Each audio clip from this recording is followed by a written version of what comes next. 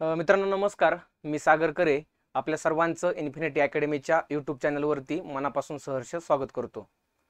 अपेक्षित आहे की तुमचा अभ्यास सर्वांचा चांगला सुरू असेलच, परंतु आगामी काळामध्ये ज्या सर्व पूर्वपरीक्षा असतील किंवा ज्या परीक्षा असतील ज्या नियोजित आहेत त्या दृष्टिकोनातून प्रत्येक विषयाचा किंवा प्रत्येक एक्झामचा ॲप्रोच हा वेगवेगळा आहे. सो याच अर्थाने यापूर्वी मी तुम्हाला RTI म्हणजे माहितीचा अधिकार आणि RTS right to service act 2015चा महाराष्ट्र शासनाचा, तर हे दोन्ही ॲक्ट अगदी कमी वेळेमध्ये परीक्षाभिमुख माहिती दिलेली आहे. आय होप की तुम्ही ते पाहिले असतील. पाहता पाहता तुमचे छोटे छोटे तुम्ही शॉर्ट पॉईंटच्या नोट्स काढल्या असतील. त्या फक्त काय करा, रिवाईज करा आणि सांगितल्याप्रमाणे त्याच्यामध्ये PYQची तुम्ही प्रॅक्टिस करणं हे कंपल्सरी आहे. आज बघा असंच आपण एक मुद्दा डिस्कस करणार आहोत. तुम्हाला समजत असेल ते म्हणजे करंट अफेअर्स. कुठल्याही परीक्षेमध्ये मुलांना सर्वात जास्त बऱ्यापैकी मुलांना जास्त भीती वाटते ती म्हणजे करंट अफेअरची. ह्याचं कारण म्हणजे काय की करंट अफेअर हे जेव्हा परीक्षा जवळ येते त्यावेळेस असं आपल्याला वाटतं की नक्की किती वर्षांचं करायचं, किती महिन्यांचं करायचं आहे. बट करंट अफेअरकडे जर तुम्हाला पॉझिटिव्हली अप्रोचने बघायचं आहे तर मी नेहमी सांगतो तुम्हाला की अगदी तुम्ही एक्झाम तुमची 5-6 महिने शिल्लक आहे, बाकी आहे, किंवा अगदी 8-9 महिन्यांवरती पुढे आहे, तर तेव्हापासूनच जर तुम्ही डेली न्यूजपेपर रिडिंग ज्यामध्ये आज जर तुम्ही ATPचा विचार केला तर हिंदू न्यूजपेपर असेल किंवा टाइम्स ऑफ इंडिया असेल, इंडियन एक्सप्रेस असेल, अशा अनेक चांगले वृत्तपत्र आपल्याला उपलब्ध आहेत. सो त्याच्यामधून सुद्धा तुम्ही डेलीचं करंटचं अभ्यास कव्हर करू शकता. इथून पुढे जर कधी अभ्यास करत असाल कुठल्याही परीक्षेसाठी तर ही काळजी घ्या ती म्हणजे की तुम्हाला डेली या विषयावरती काम करावं लागेल, तेव्हा तुम्हाला परीक्षेच्या अगोदर या विषयाबद्दलचा कॉन्फिडन्स बिल्डअप होणार आहे. परंतु परीक्षेला जाता जाता कधी कधी आपल्याला बूस्टरची आवश्यकता असते, कॉन्फिडन्सची आवश्यकता असते. तर यासाठीच आजचं हे आपण सेशन कंडक्ट केलेलं आहे आणि या सेशनमध्ये आपण विविध प्रश्न बघणार आहोत आणि त्याचं परत ॲनालिसिस बघणार आहोत, जेणेकरून येणाऱ्या तुमच्या परीक्षेसाठी याच्यामधली थोडी जरी इन्फॉर्मेशनचा तुम्हाला फायदा झाला तरी सुद्धा या यूट्यूब सेशनचा मी म्हणतो की आपल्याला फळ मिळालं असं आपण समजूयात. तर बघा, करंट अफेअर्स टार्गेट आपल्याला ATP एक्झाम समोर ठेवायचे आहे, तर त्या अर्थानेच वेगवेगळे क्वेश्चन्स आपण घेतलेले आहेत. त्यापूर्वी सुरुवातीला सांगेल मी की 4000 MCQs असलेलं एक प्रॅक्टिसचं पुस्तक इन्फिनिटी अकॅडमी लॉन्च केलेलं आहे आणि दुसरं म्हणजे 3 फुल सिलेबस टेस्ट अशा सुद्धा आपण लॉन्च केलेल्या आहेत. सो या दोन्हीही गोष्टींबद्दल ऑलरेडी तुम्हाला बोललेलो आहे, आताही तुम्हाला मी सांगतो आहे. त्यामुळं जो खाली नंबर दिलेला आहे तुम्हाला इथं दिसतोय बघा, तुम्हाला 7887 811 411 यावरती तुम्ही कॉन्टॅक्ट करू शकता, माहिती घेऊ शकता आणि तुम्ही नक्कीच ह्याचा वापर करावा असं माझं तुम्हाला सर्वांना सजेशन असेल. तर आता आपण सुरुवात करूयात त्यामध्ये काही क्वेश्चन्स पासून. जे महत्त्वाचे क्वेश्चन गेल्या 6 महिन्यांमध्ये जे महत्त्वाचे क्वेश्चन्स आहेत तर त्यावरती आपण थोडं फोकस करूयात. पहिला क्वेश्चन काय होता, the future of job reports 2025. हा एक रिपोर्ट आहे बघा. सिंपल क्वेश्चन असा विचारू शकतात की तो रिसेंटली काय होता, चर्चेमध्ये होता. The future of job report 2025 is release by which of the following organisations. म्हणजे अशी वेगवेगळे ऑर्गनायझेशन्स आहेत, तर त्याच्यामधल्या कुठल्या ऑर्गनायझेशनने हा रिपोर्ट रिलीज केलेला होता. सो याचं उत्तर असलं पाहिजे, तुम्हाला समजेलच. परंतु तुमचं उत्तर काढून झालं असेल तर आपण डायरेक्ट ह्याच्या अनालिसिसवरती जाऊयात बघा. तर याचं उत्तर आहे world economic forum. Option number किती असेल, ऑप्शन नंबर 1 असणार आहे. मी पेन चेंज करतो म्हणजे तुम्हाला थोडं क्लिअर दिसेल. कोणते ऑर्गनायझेशन आहे तर वर्ल्ड इकॉनॉमिक फोरम, ज्याला आपण जागतिक आर्थिक मंच असं म्हणतो बघा. ह्या रिपोर्टचं नाव लक्षात ठेवायचं आहे तुम्हाला. परंतु यामध्ये हायलाईट काय केलेलं आहे, highlight key findings and change expected to shape the global job market. म्हणजे ह्यामध्ये हे हायलाईट केलेलं आहे की 2030 पर्यंत ग्लोबल मार्केट मधले जे जॉब आहेत तर ते शेप करायचे आहेत. The report based on the input from 55 economies projected a net increase of 78 million job by 2030. 2030 पर्यंत 78 मिलियन जॉबचं काय केलेलं आहे तिथं क्रिएशन करायचं आहे. जनरली जर तुम्ही बघितलं तर वर्ल्ड इकॉनॉमिक फोरम हे जे ऑर्गनायझेशन आहे ही एक पब्लिक प्रायव्हेट कोऑपरेशन असणारी एक ऑर्गनायझेशन आहे, ज्याचं हेडक्वार्टर जिनिव्हा जे कुठे येतं स्वित्झर्लंडमध्ये येतं या ठिकाणी आहे आणि 1971 मध्ये या वर्ल्ड इकॉनॉमिक फोरमची एस्टॅब्लिशमेंट झालेली होती. हे झालं तुम्हाला करंट ओरिएंटेड तुमचा कॉन्फिडन्स बूस्टर. त्या पुढचा क्वेश्चन आहे तो म्हणजे बघा, consider the following statements regarding the central information commission, ज्याला आपण CIC म्हणतो बघा, केंद्रीय माहिती आयोग, याच्याबद्दल विचार करायचे. पहिले विधान बघा काय म्हणतंय, it is a constitutional body task with ensuring the implementation of right to information act 2005.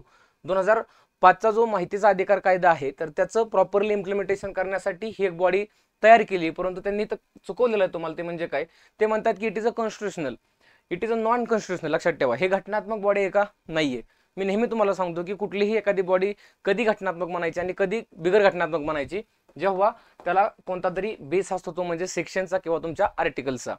म्हणजे आर्टिकल बद्दल जर ह्यामध्ये बोललं असतं तर ते कॉन्स्टिट्युशनल असतं, बट इथं कुठलं आर्टिकल आहे का याला? नाहीये. त्याच्यामुळे हे विधान कसं असेल? चुकीचं असेल. Second one, it consist of the chief information commissioner and up to 10 information commissioner as a demand necessary. म्हणजे इथं 1+10 असं काय सांगितलेलं आहे? स्ट्रक्चर सांगितलेलं आहे.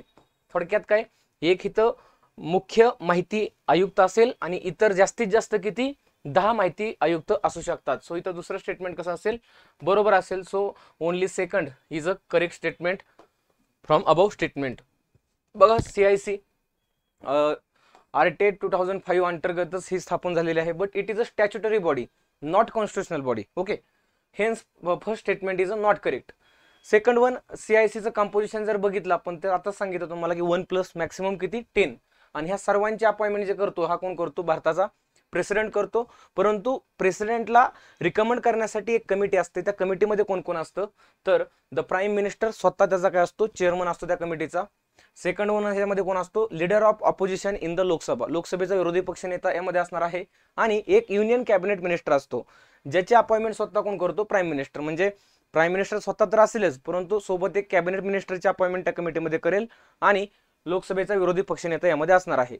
2019 पर्यंत 2019 मध्ये ही जरा तरतूद थोडी चेंज केली, अमेंडमेंट केली याच्यामध्ये. आणि आता असं सांगितलं की जर एखाद्या लोकसभेला अपोजिशन लीडरच नसेल, जनरली अपोजिशन लीडर हे जे पद आहे हे धारण करण्यासाठी मिनिमम तुम्हाला ज्या लोकसभेच्या निवडणुका झालेल्या आहेत या निवडणुकीमध्ये 10% जागा जिंकता आल्या पाहिजेत. आणि जर तेवढ्याही जागा नसतील तर मग तुम्हाला विरोधी पक्षनेता हे पद मिळणार नाही.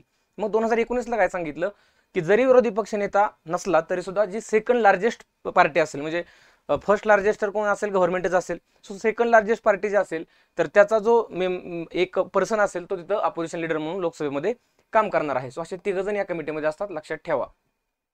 त्यांची इलिजिबिलिटी जर तुम्ही बघितली तर त्यांना law, science, technology, social service, management, journalism और गव्हर्नन्स ह्याच्याबद्दल जर एखादं माहिती म्हणजे चांगली काम करणारा व्यक्ती असेल तर तो सुद्धा ह्याचा काय होतो?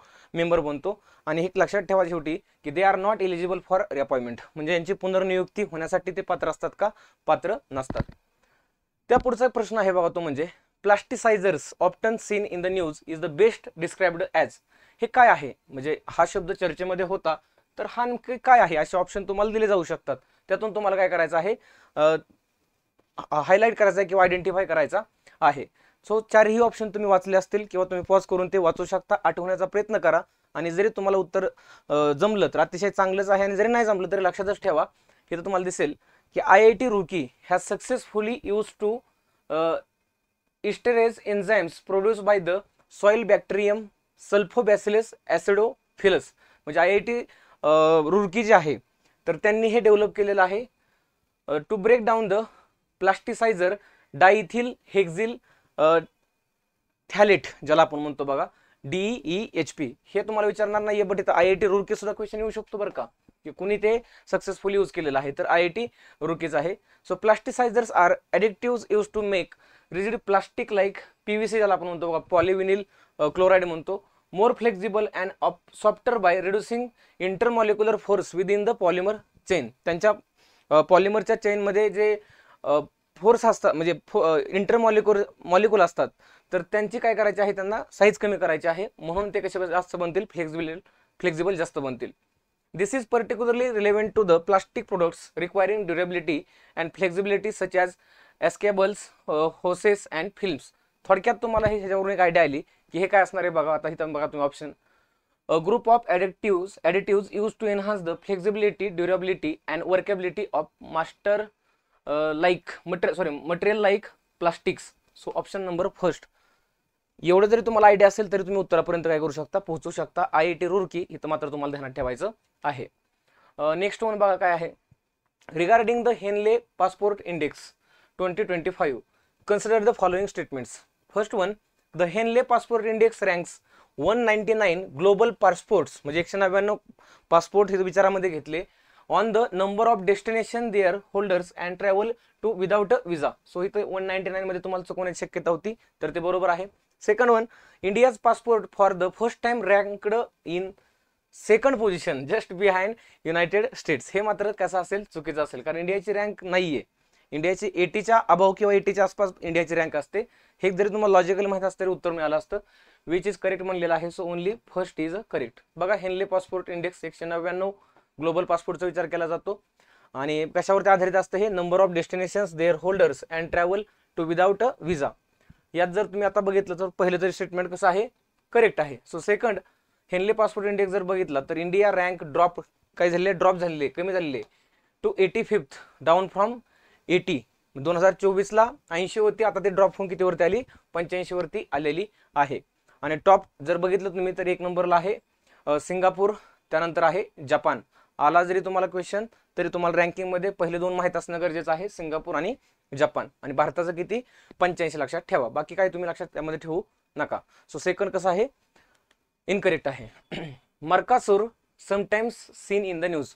मर्कासूर हा शब्द वारंवार बातम्यांमध्ये चर्चेत असतो, तर नक्की ते काय आहे. तर बघा, a free trade agreement among Asian countries.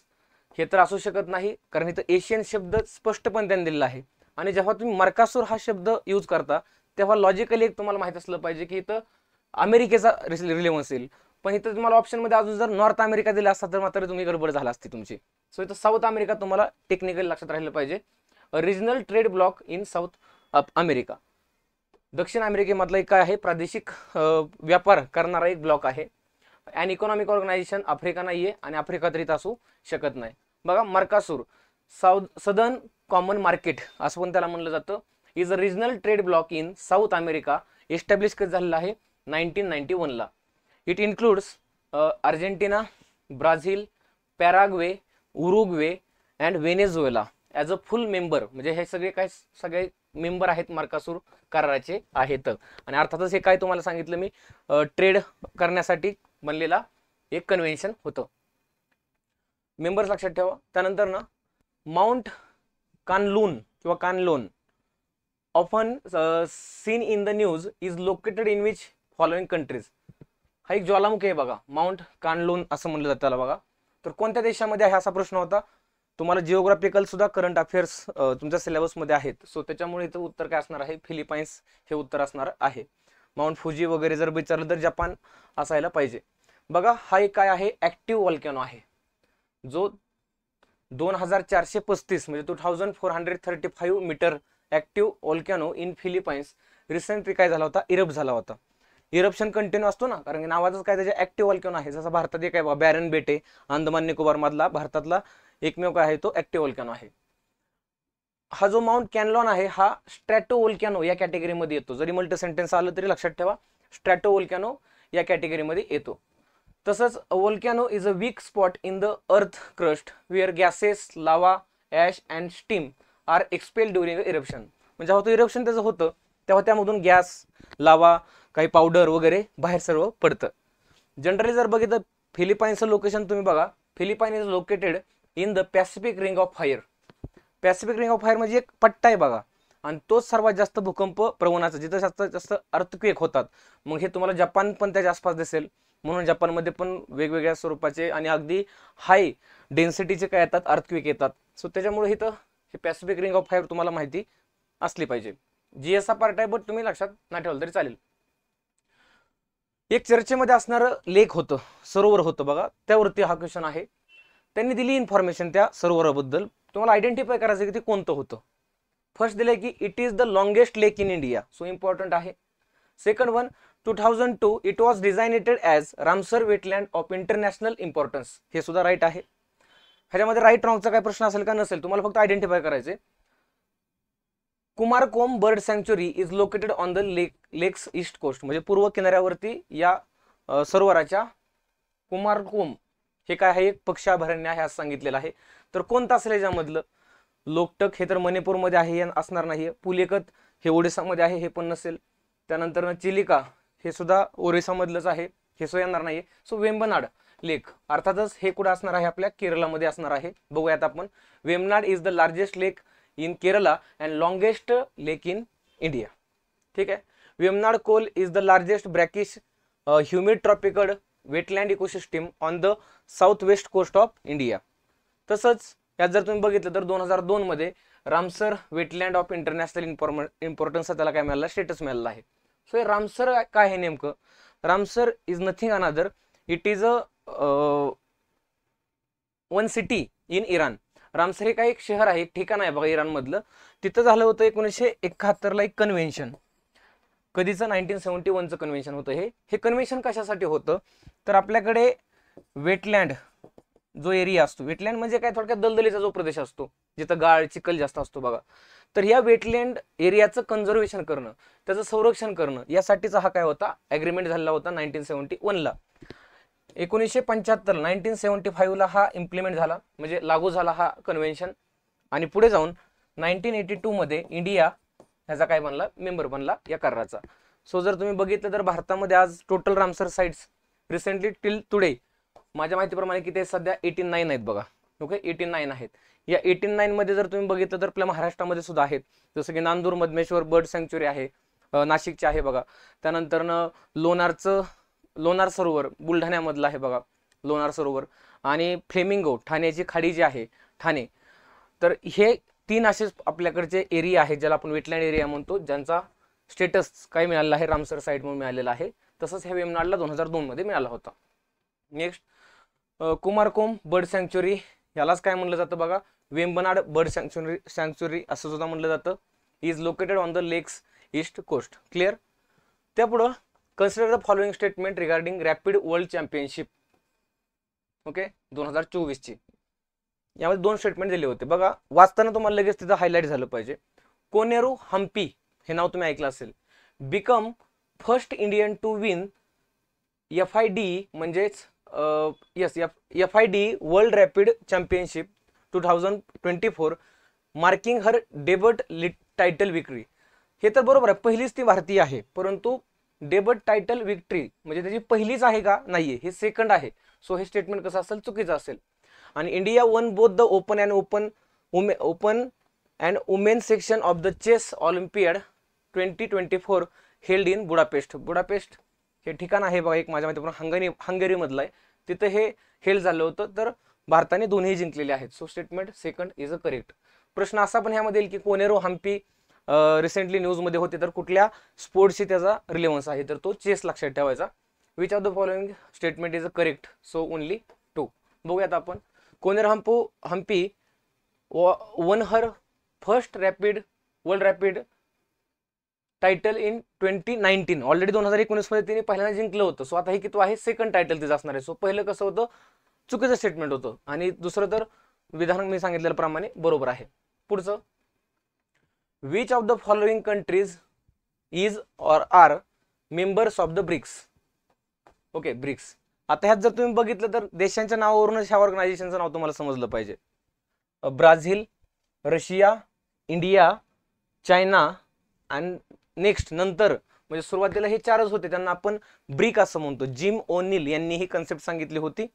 So brick नंतर ना त्यामध्ये 2010 मध्ये ऍड झाला तो म्हणजे साऊथ आफ्रिका, आणि त्याचं नाव काय झालं, ब्रिक्स असं झालं.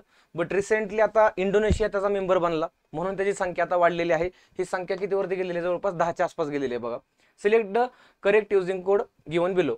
इंडिया ह्याचा मेंबर आहे आता सांगितल्याप्रमाणे, इराण आहे, इजिप्त आहे, इथिओपिया आहे, आणि इंडोनेशिया पण आहे. सो 1 2 3 4 5 हे याचे मेंबर असणार आहेत बघा. आता ह्याच्यामध्ये member Brazil, Russia, India, China, आणि नंतर ना मी सांगितल्याप्रमाणे 2010ला साऊथ आफ्रिकेने जॉईन केलं. 2024ला इराण, UAE, इजिप्त, इथिओपिया आणि सौदी अरेबिया. हे रिमेनिंग जे बाकीचे आहेत ना, हे सुद्धा लक्षात ठेवा. सो सध्या आता जर बघितलं तर इंटर गव्हर्नमेंटल इन्फॉर्मल ग्रुपिंगचे किती मेंबर असणार ह्याच्यामध्ये, 10 इकॉनॉमीज असतील. तर अशी ही ब्रिक ऑर्गनायझेशन आहे. आणि ह्याची जी पहिली समिट आहे हे कुठं भरली होती, रशियामध्ये 2009ला. तसंच जर बघितलं तर रिसेंटली कुठला मेंबर जॉईन झालाय, अगदी रिसेंटली, तर तो इंडोनेशिया तुम्हाला लक्षात ठेवायचा आहे बघा. इंटरनॅशनल लेवलला वर्ल्ड बँक आणि इंटरनॅशनल मॉनिटरी फंड अशा 2 काय आहेत, इंटरनॅशनल बँक्स आहेत.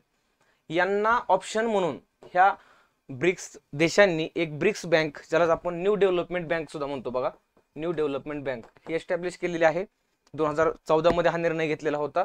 सो न्यू डेव्हलपमेंट बँक ही कशाशी संबंधित आहे, तर ब्रिक्स या ऑर्गनायझेशनशी संबंधित आहे.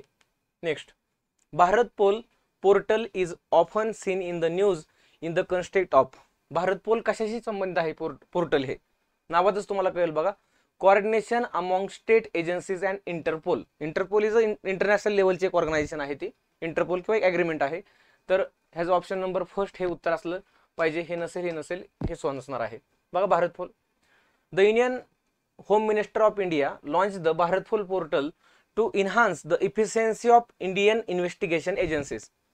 भारतामध्ये ज्या CBI सारख्या इन्व्हेस्टिगेशन एजन्सी आहेत तर त्यांच्या इफिशियन्सी आहे म्हणजे काम करण्याची जी कार्यक्षमता आहे हे वाढवण्यासाठी हे भारत पोल पोर्टल लॉन्च केलेलं आहे आपण.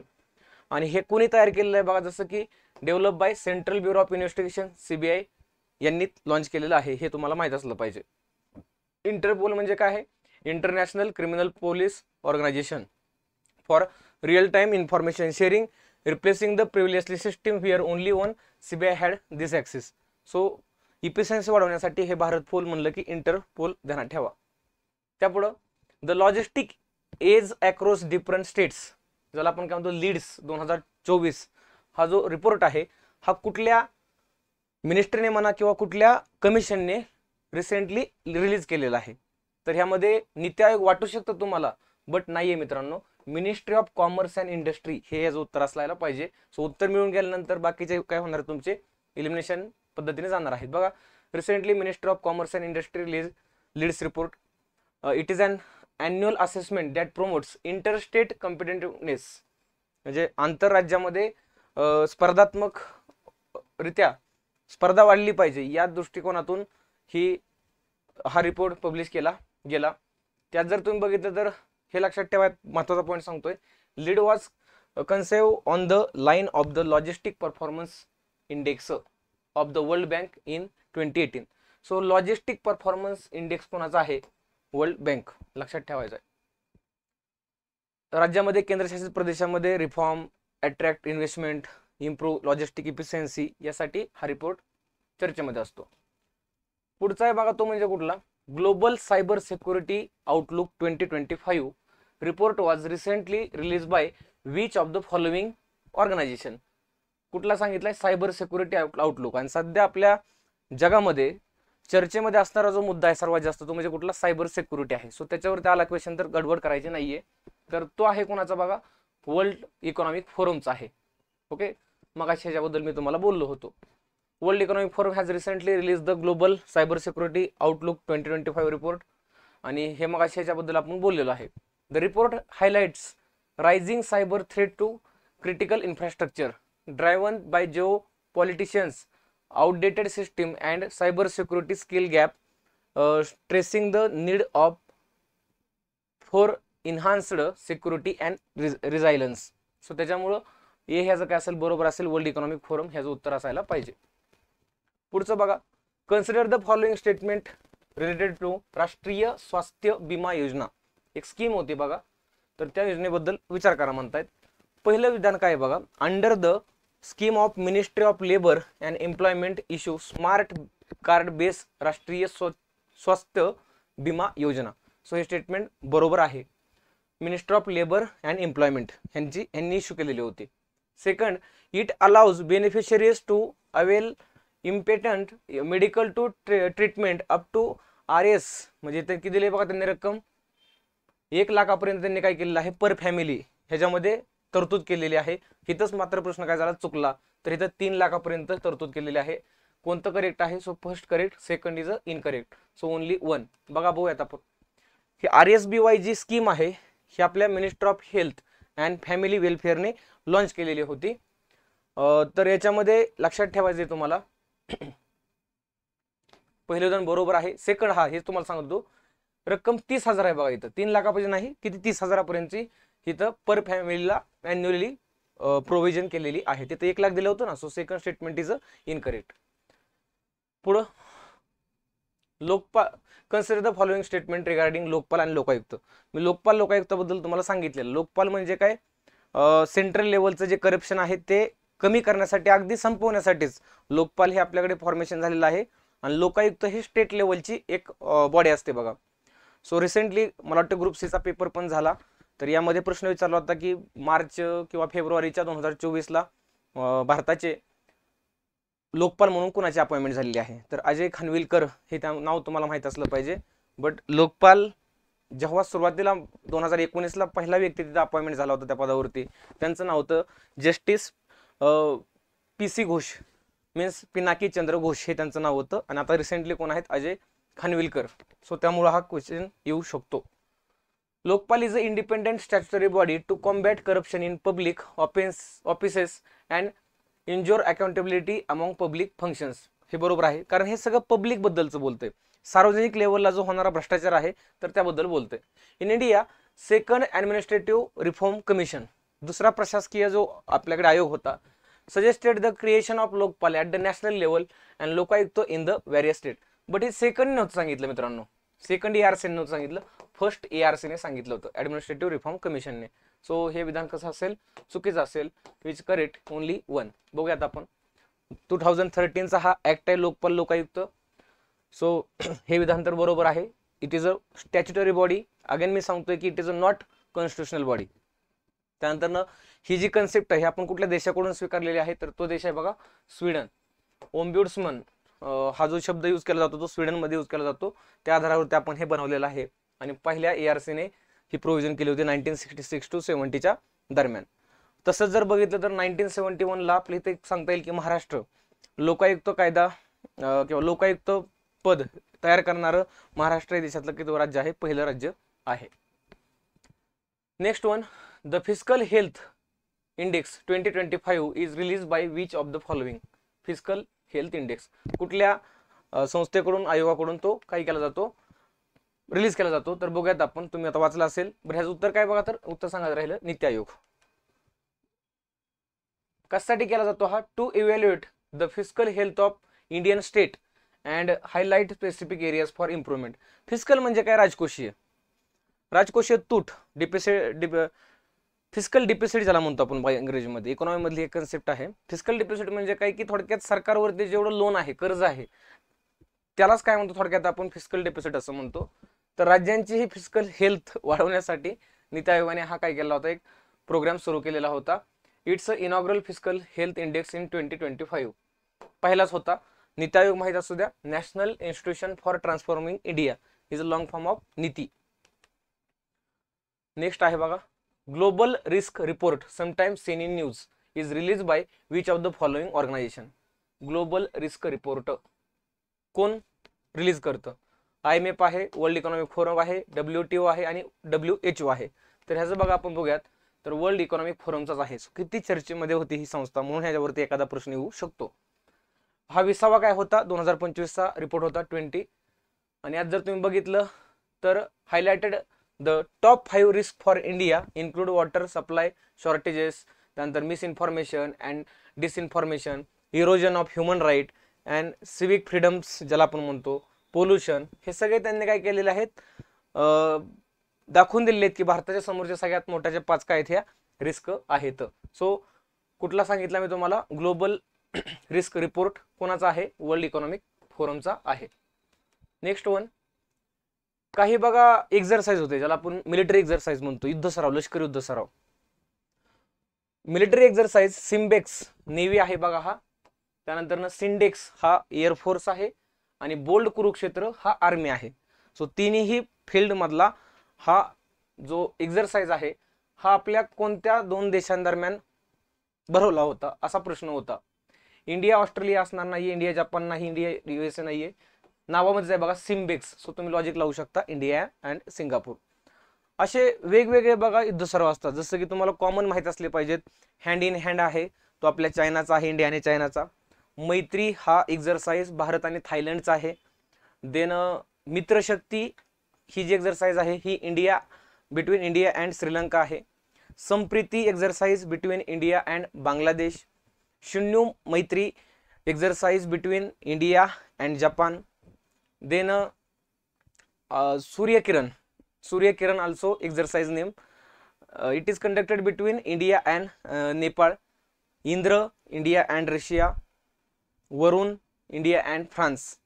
ठीक आहे, म्हणजे असे काही महत्वाचे जे मोजके आहेत तुम्हाला मी ते सांगितले, जे तुम्हाला वारंवार पेपरला विचारले जातात. हे तर तुम्हाला नावावरूनच करून गेलं, सिम्बेक्स म्हणजे इंडिया अँड सिंगापूर. त्यापुढं हां, वर्ल्ड इकॉनॉमिक, बरोबर आहे क्वेश्चन. हां, त्याच्यामध्ये बघा, comprehensive economic cooperation agreement between India and Singapore, हा भारताचा आणि सिंगापूरचा काय झाला होता, एक ॲग्रीमेंट झाला होता. त्याच्यामुळे Singapore is the India 6th largest trade partner, भारताचा सर्वात मोठा 6वा तो व्यापारी भागीदार आहे सिंगापूर. तसेच India is Singapore's 12th largest trade partner, सिंगापूरचा भारता कितवा आहे, 12वा व्यापारी भागीदार असणार आहे. त्यापुढं पुढचा question, yes, world employment and social outlook, world employment and social outlook trends 2025 report was recently release by which of the following organisation.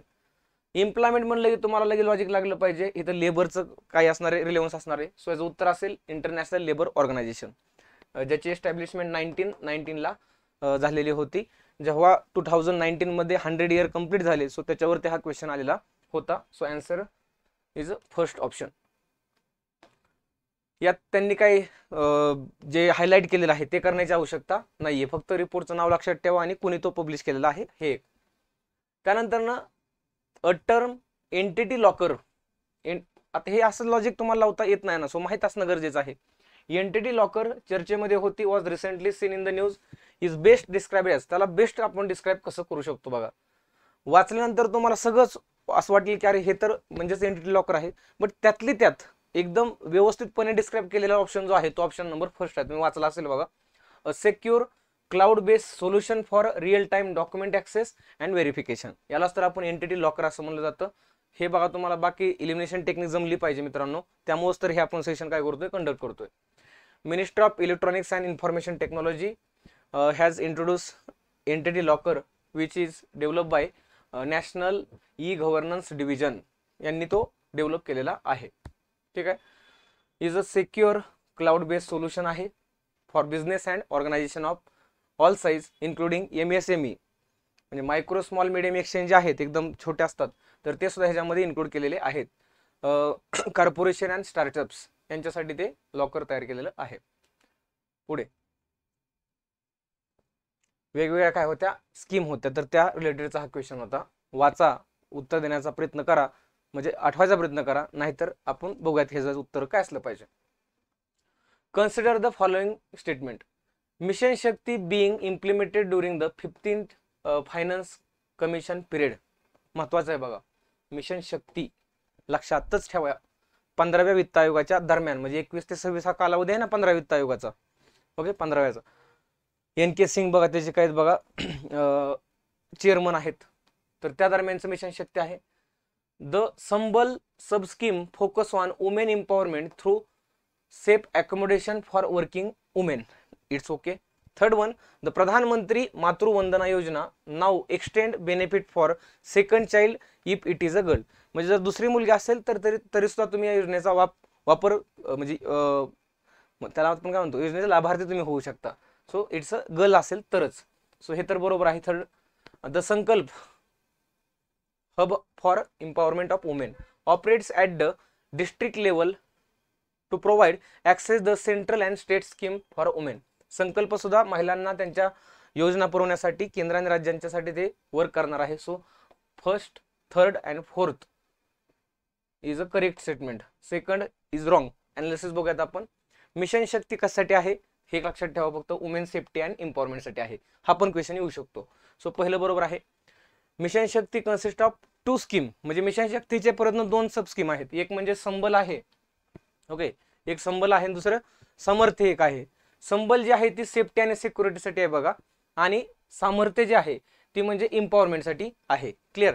So हे लक्षात ठेवायचं तुम्हाला. सो दुसरं स्टेटमेंट कसं असेल, चुकीचं असेल. त्यांनी त्यामध्ये काय सांगितलं होतं, वुमेन एम्पॉवरमेंट, बट संबल हे कशासाठी आहे, सिक्युरिटीसाठी आहे, आणि जे सामर्थ्य आहे ती एम्पॉवरमेंटसाठी आहे. आणि चौथं तर हे विधान कसं होतं, बरोबर होतं. सो अशा वुमेन रिलेटेड ज्या स्कीम आहेत त्यासोबत तुम्हाला पेपरला हायलाइट केल्या जाऊ शकतात.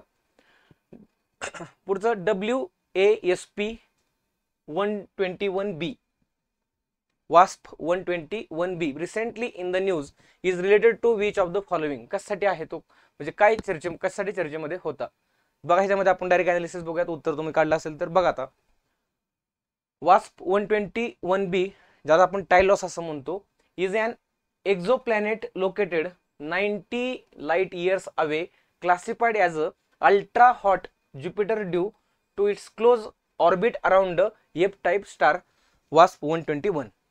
डिस्कवर कधी झालेला आहे 2016ला 1.87 एवढा पेक्षा मोठा तो ज्युपिटर पेक्षा आहे. सो हे तुम्हाला जिओग्राफीचे प्रश्न विचारले जाणार नाहीयेत, फक्त वास्प 121b जे होतं ते काय होतं चर्चेमध्ये तुम्हाला विचारलं जाऊ शकतं बघा. Newly discovered ॲस्ट्रॉइड in Kuper belt, ह्याच्यामध्ये दिसतंय तुम्हाला कुपेर बेल्ट बघा, पुढंच तुम्हाला दिसत नाहीये. त्यानंतर पुढं supermassive black hole in the distance galaxy, त्यानंतर exoplanet with an extreme climate, ह्याचं उत्तर आपण काय म्हणू शकतो, क्लायमेटच्या संदर्भातला हे काय आहे, एक एक्झो प्लॅनेट आहे. ठीक आहे, बाकी दुसरं काय यामध्ये नाहीये ऑप्शन मध्ये, तुम्हाला अनालिसिस मध्ये दिसलं. पुढं improved Samba Mahsuri sometime in the news, Samba Mahsuri चर्चेमध्ये असते. Is related to which of the following, म्हणजे कशाशी रिलेटेड आहे हे तुम्हाला विचारलं जाऊ शकतं.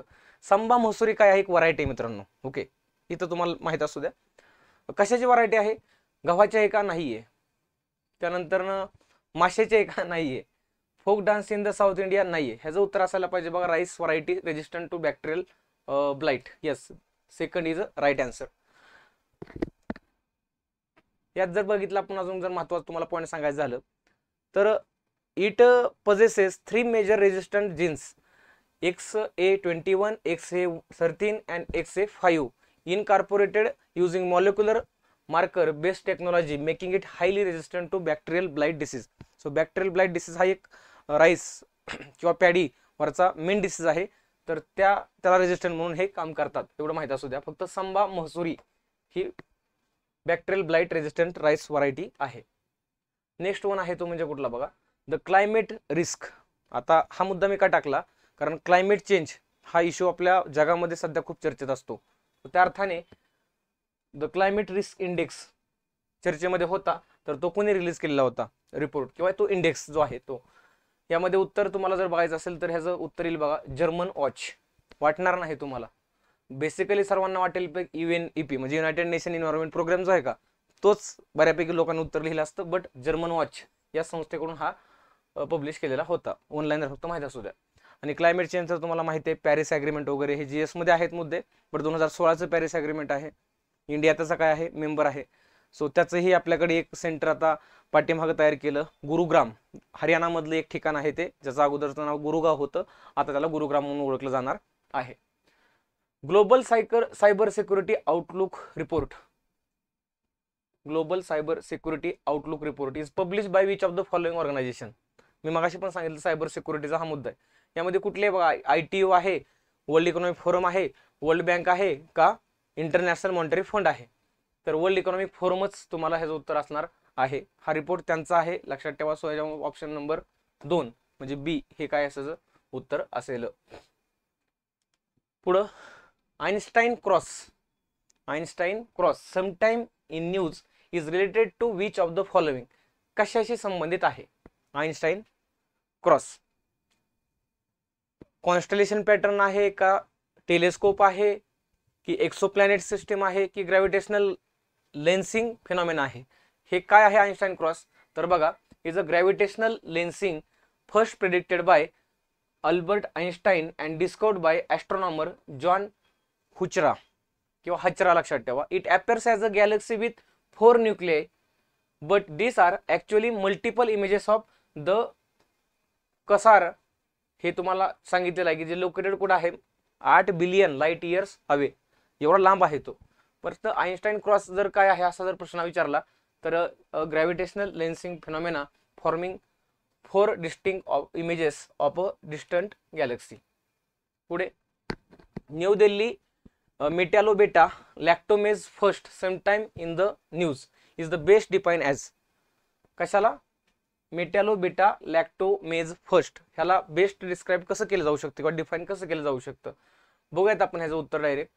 Is a enzyme that renders bacteria resistant to a wide range of beta lactam antibiotics including carbapenems which are crucial for treating antibiotic resistant infections.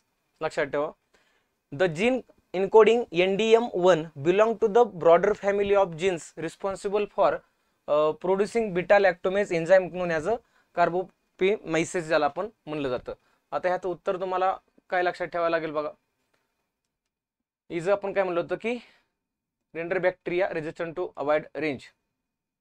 Max vaccine due to हे पण असू शकतं. Enzyme that makes bacteria resistant range of antibiotics. So answer is 2. ह्याचं असणार आहे उत्तर. Bacteria that produce this enzyme are often term as superbugs असं त्याला म्हणलं जातं. ठीक आहे. पुढं which of the following is the, लक्षात ठेवा, which of the following is the central teaching of the Bhakti movement that distinguish in from earlier religious practices in India. Bhakti movement हे काय आहे असं तुम्हाला प्रश्न सोडतात त्यांनी प्रश्न विचारलेला होता. डायरेक्ट बघूयात आपण. Bhakti movement was a transformative spiritual social and literacy movement in India. कधीची आहे? 7व्या ते 17व्या शतकाच्या दरम्यानची ही आहे, जी मुवमेंट कुठं सुरू झाली होती? तामिळनाडू, साऊथ इंडिया मधलं स्टेट आहे तिथं. It focus on personal devotion. Devotion म्हणजे आपण त्याला भक्ती म्हणतो बघा. To deity as a part to salvation by passing traditional rituals, sacrifices and priesthoods. The term bhakti means devotion or love in Sanskrit. Sanskrit मध्ये त्याला काय म्हणतात? डिवोशनलाच भक्ती असं म्हणलं जातं. Ritualistic worship of ideal and temples. The need of intermediate like priest and religious practices. Devotion to personal god rejection. Caste ह्याच्यामध्ये काय होतं का? नव्हतं. हे सुद्धा नव्हतं. तर it is a ritualistic worship of ideal and temples हे सांगितलेलं आहे. पुढे एक्झरसाइज खंजर एक्स म्हणजे खंजर 12 is conducted between which of the following pair of the countries. खंजर लक्षात ठेवायचा हा तुम्हाला इंडिया आणि किर्गिस्तानचा आहे, माहित असू द्या फक्त. मी सांगितलं तुम्हाला ह्या दोघांचे तर मग अशी बांगलादेश आणि जपानचे. पुढचा which of the following organisation publish the world air quality report 2024. World air quality report कुणी पब्लिश केलेला होता? सफरने केला, UNEP केला, IQAir ने केला का CBCP ने केला? तर यामध्ये IQAir ने केलेला आहे, लक्षात ठेवा. आणि ह्यावरती एक हायलाइट केलं जाऊ शकतं की India as the 5th most polluted country globally. जगात सर्वात जास्त 5व्या नंबरचा भारत हा प्रदूषित देश आहे. The key finding of the world air quality report. India is the 5th most polluted country in 2024, improving slightly from 3rd place in 2023. 2023 ला तिसऱ्या होतो, आता किमान खाली आलोय, थोडा इम्प्रूव्हमेंट झालेली आहे. त्यानंतर झुमर डान्स हा एक चर्चेमध्ये होता. तर तो कशाशी संबंधित आहे? भिल ट्राईब म्हणजे वेगवेगळ्या ट्राईब आहेत बघा, कम्युनिटी आहेत. भिल, मेतेई, आसाम टी ट्राईब आहे आणि विष्णुप्रिया मणिपुरी कम्युनिटी आहे. सो झुमर डान्स हा जो आहे एक ट्रॅडिशनल फोक डान्स आहे. आसामच्या आदिवासी भागामध्ये डान्स केला जातो तो. आणि originating from Jharkhand Chotanagar region, belonging to southern ethnologic group. ह्यामध्ये वेगवेगळे काय असतात, त्यांचे इथिक्स असतात, ते फॉलो केले जातात. फक्त झुमर डान्स काय आहे तर आसाम टी ट्राईबच्या संदर्भातला एक महत्वाचा फोक डान्स आहे. त्यानंतर blue ghost mission 1. Blue ghost mission 1 often seen in the news is best describe as. Blue ghost mission 1 काय आहे चर्चेमध्ये आपण जे म्हणतो, तर हे काय असणार आहे बघा. अर्थातच एक मिशन असणार आहे, पण कशाचं आहे? हे डीप सीचं आहे का तर नाहीये. ते समुद्रयान आपण बघितलं होतं आपल्या भारताचं. ईस्टर्न युरोपियनचा पण इथं काय रिलेव्हन्स असू शकतोय का? नाहीये. हे थोडक्यात उत्तर बघितलं तर a mission to the moon by US private company एक आहे बघा. US कंपनी नाव काय बघा, फायरफ्लाय एअरोस्पेस. त्यांनी लॉन्च केलेले आहे किंवा landed it's blue ghost mission first on the moon, marking the second private lunar landing and first to land upright. Recently आपण चांद्रयान 2 ही आपली काय केली होती, चांद्रयान आपली मोहीम आपण सक्सेस केली. सो त्याच्यामुळे इंडिया त्या चांद्रयान मोहिमेच्या अंतर्गत मूनवर पोहोचणारा कितवा देश ठरला? 4था. बट मूनच्या इतर जे आहेत जसं की अमेरिका आहे, रशिया आहे, चायना आहे, हे सगळे नॉर्थ पोल वरती गेलेले आहेत. आपण कुठं लँड केलेलं आहे? आपला जो रोवर होता तो कुठं गेला, प्रज्ञान ज्याचं नाव होतं बघा, तो साऊथ पोलला गेला. सो मूनच्या साऊथ पोलवर पोहोचणारा भारत हा जगातला एकमेव देश आहे, एवढं माहित असू द्या. आणि हे काय फक्त एक मिशन ब्लू घोस्ट जे होतं एक प्रायव्हेट मिशन आहे, फक्त अमेरिकेच्या एका फायरफ्लाय एरोबेसचा आहे. त्यानंतर पुढे Wallace line recently in the news is related which of the following. कशाची चर्चेमध्ये आहे? वॅलास लाईन इंटरनॅशनल लेवलची ही करंट अफेअर होती. It is an imaginary boundary separating the distinct faunal region, flora and fauna म्हणतो का आपण, तर ते faunal region of Asia and Australia. So answer will be first option. Second नसेल Pacific, Europe, ocean, Indian नसेल. India आणि आशिया आणि ऑस्ट्रेलियाला एक इमेजनरी लाईन आहे जी सेपरेट करते फाउनल रिजन. बघा दिसेल तुम्हाला Australia.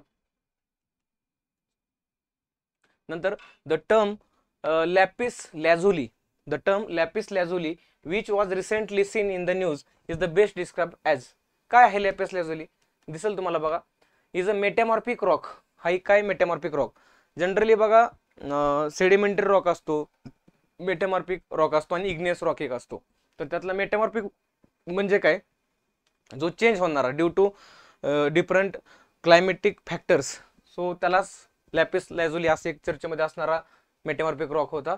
Semi precious gemstone known for its deep blue colour. कशामुळे चर्चा होता बघा? Semi precious gemstone known for its blue colour, हा चर्चेमध्ये lapis lazuli. Next, exercise Varuna is conducted between which of the following pair countries. मी मगाशी सांगितलं तर वरुणा इंडिया, नेपाळ नसेल, युएसचा आहे बघा. युद्ध अभ्यास जो आहे, युद्ध अभ्यास तो इंडिया आणि अमेरिकेचा आहे, युएसचा आहे. तसंच इंडिया, अमेरिका, जपान आणि ऑस्ट्रेलिया यांचा एक आहे तो म्हणजे मलबार नावाचा. बट हा जो वरुणा आहे 2025 हा इंडिया आणि फ्रान्सचा आपल्याला बघायला मिळतो मित्रांनो. ओके. त्यानंतर ना मी पुन्हा एकदा सांगेल तुम्हाला की आपलं 4000चं MCQचं एक पुस्तक आहे जे तुम्हाला प्रॅक्टिससाठी खूप महत्त्वाचं ठरेल. आणि दुसरं म्हणजे एक ATP ऑनलाईन टेस्ट सिरीज आहे जी फुल 3 तुम्हाला सिलेबसवरती टेस्ट दिल्या जाणार आहेत. तर अशा पद्धतीने आपण बघा बरेच गोष्टी आपण डिस्कस केल्या. ॲक्च्युली याच्या पाठीमागचा जो उद्देश होता तो उद्देश हा होता की तुम्हाला पेपरला जायच्या अगोदर अभ्यास तर सर्वांचा झालाय, परंतु तो अभ्यास झाल्यानंतर कॉन्फिडन्स जो असतो तो कॉन्फिडन्स तुमचा कंटिन्यू मेंटेन राहायला पाहिजे.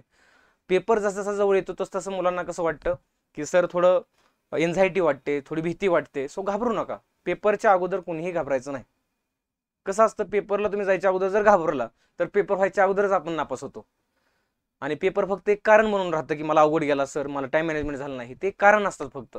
बट तुम्ही पेपरला जर फुल कॉन्फिडन्सने गेला, अगदी आनंदाने गेला की कारण तुम्हाला स्वतःला प्रूव्ह करण्याचा एक चान्स मिळणार आहे. मग अशा वेळेस तुम्ही पेपरला फुल कॉन्फिडन्सने गेलं पाहिजे, जेणेकरून तुम्हाला काय होणार आहे, पेपर खूप चांगला जाणार आहे. सो पेपरमध्ये अभ्यास सर्वांचाच असतो, फक्त मानसिकता वेगवेगळी असते. सो त्याच्यामुळे अभ्यास असणं वेगळी गोष्ट आहे आणि रिझल्ट येणं वेगळं. हे का नेहमी म्हणतो मी तुम्हाला, तुमच्या मानसिकतेवरती. सो पेपरला तुमचा माइंडसेट काय आहे, टेम्परामेंट काय आहे, टाइम मॅनेजमेंट कसं आहे, या खूप महत्त्वाच्या गोष्टी तिथं मॅटर करतात. सो मित्रांनो, करंट अफेअर यापूर्वीही आपण बघितलेलं होतं. आताही तुम्हाला पेपरला जायच्या अगोदर थोडा एक बूस्टर डोस मिळण्यासाठी हे करंट आपण डिस्कस केलं. अपेक्षा करतो की आगामी जी ATP परीक्षा तुमची होणार आहे तर या परीक्षेसाठी सर्वांनी खूप चांगली तयारी केली असेल. राहिलेल्या दिवसांमध्ये तुम्ही ती तयारी पूर्णपणे करा आणि कॉन्फिडेंटली पेपरला सामोरे जा. जर सेशन तुम्हाला नक्की आवडला असेल तर लाईक आणि शेअर करायला विसरू नका. जर तुम्हाला सेशन आवडला असेल तसंच तुमच्या प्रतिक्रिया द्यायला विसरू नका. धन्यवाद. RTI, RTS आणि करंट अफेअरचे तुमच्या पेपरच्या अगोदरचे जे काही महत्त्वाचे मुद्दे होते ते तुम्हाला मी इथे यूट्यूबवरती दिलेले आहेत. लवकरच पुढच्या काही सेशन्समध्ये तुम्ही भेटू शकता. परंतु जर तुम्हाला अजूनही करंटचे जर 2024चे वगैरे जर काही सेशन ऐकायचे असतील तर तुम्ही जस्ट सागर करे या नावाने जर तुम्ही सर्च केलं यूट्यूबला तरी तुम्हाला ते सेशन मिळून जातील. So thank you so much.